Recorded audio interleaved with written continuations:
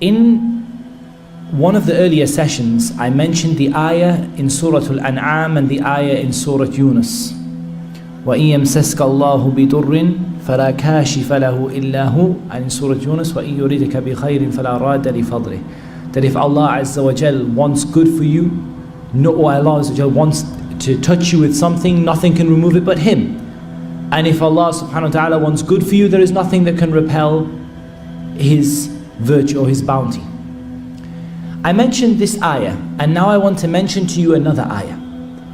And this second ayah that I'm going to mention to you, the first one was to remind you that all help and harm comes from Allah. This is to remind you never, ever, ever to fear the jinn.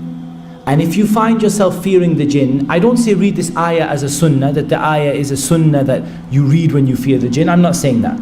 But I'm saying that perhaps this ayah will remind you who you should be fearing, if you were to recite it.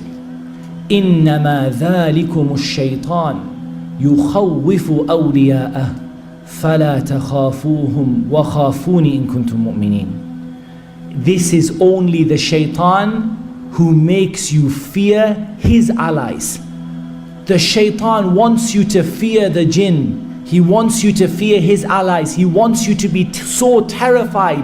Wallah, just yesterday we had someone phone up who cannot open the mushaf because they are so terrified of what is going to happen to them from the jinn. إِنَّمَا ذَلِكُمُ الشَّيْطَانُ. This is only the shaitan. يُخَوِّفُ أَوْلِيَاءَهُ. And for those of you who know Arabic, here يُخَوِّفُ أَوْلِيَاءَ doesn't mean that he makes you scared, he makes his friends scared.